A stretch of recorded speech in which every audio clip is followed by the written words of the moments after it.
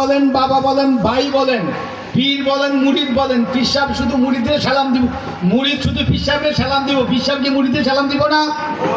আল্লাহ রাসূল নবী মুহাম্মদুর রাসূলুল্লাহ সাল্লাল্লাহু আলাইহি ওয়াসাল্লাম ছোট ছোট মাসুম বাচ্চাদেরকে সালাম দিতেন এবং মাথায় হাত বুলে দিয়েছেন। সালাম শব্দের অর্থ আমরা অনেকে জানি না।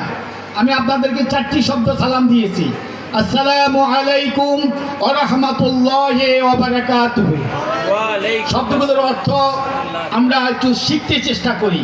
রাত্রে অনেক হয়েছে, আমরা নন্দনপুর দরবার শরীফ থেকে 3 জন সাহেবজাদা এসেছি। আপনাদের মাঝে যদি 2টি কথা না বলতে পারি তাহলে আমাদের ক্ষুধা নিবারণ হবে না, আমাদের ক্ষুধা নিবারণ হবে না, আমাদের অন্তরটা শান্তি হবে না। 2টি কথা বলবো, মন দিয়ে শুনবেন। একে অপরের সালাম আদান প্রদান করবেন। বড় ছোটকে সালাম দিবেন, ছোট বড়কে সালাম দিবেন। আমি আপনাদেরকে সালাম দিয়েছি, আসসালামু আলাইকুম। এটার অর্থ আপনাদের উপরে শান্তি বর্ষিত হোক। এটা অর্থ কি? আপনাদের উপরে শান্তি বর্ষিত হোক। আমি যদি আপনাদের জন্য একটু বেশি করে দোয়া করি তাহলে বলবো আসসালামু আলাইকুম ওয়া রাহমাতুল্লাহ। আপনাদের উপরে শান্তি বর্ষিত হোক, আপনাদের উপরে রহমত বর্ষিত হোক।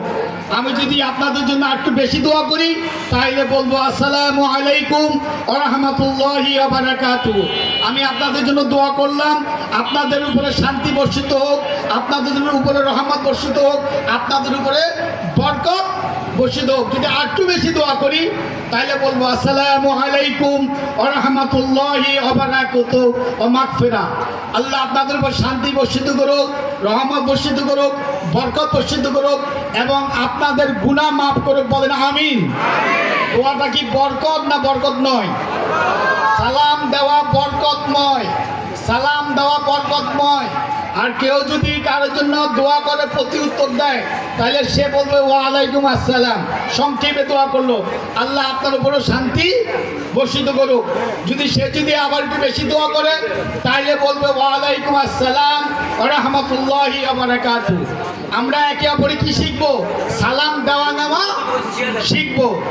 সন্ধ্যা থেকে ওলামায়ে কেরাম এখানে অনেক ওয়াজ করেছেন, আলহামদুলিল্লাহ অত্যন্ত মূল্যবান সুন্দর সুন্দর ওয়াজ করেছেন। সর্বপ্রথম আমি এই খানকিয়া কাদরিয়ার ইন্তেজামিয়া কমিটির সম্মানিত সভাপতি জনাব মোহাম্মদ আবুল হোসেন আবু ভাইকে এবং উনার নেতৃত্বে এই কমিটিতে যারা আছেন তাদের মাধ্যমে আজকে নন্দনপুর দরবার শরীফকে প্রতিষ্ঠিত করার জন্য, ফুটিয়ে তোলার জন্য যেভাবে এই মাহফিলের আন্দোলন করেছেন, আমি আমার নন্দনপুর দরবারের পক্ষ থেকে আমরা 3 ভাই এই ইন্তেজামিয়া কমিটির সবাইকে এবং এই গোয়ালবনবাসীকে, কাশ্মীরবাসীকে আন্তরিক ধন্যবাদ এবং শুভেচ্ছা জানাচ্ছি। সকলে বলি আলহামদুলিল্লাহ।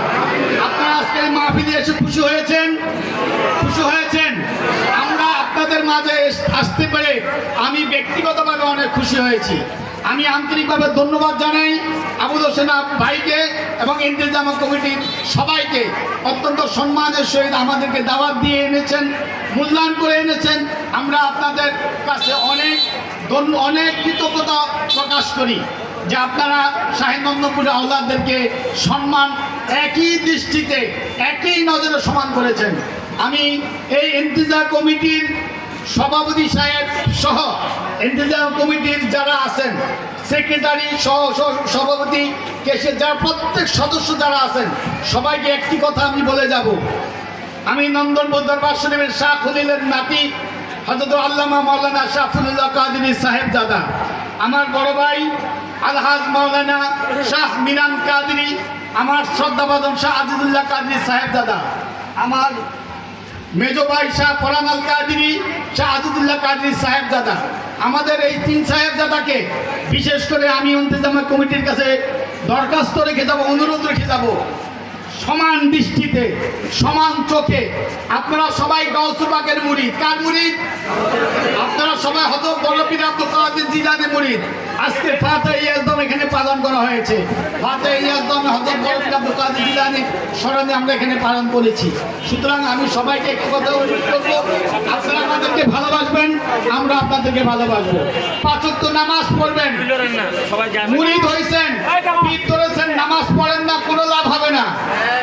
পীর ধরেছেন, নামাজ পড়েন না, কোনো লাভ হবে না, কোনো ফায়দা হবে না। নামাজ পড়তে হবে।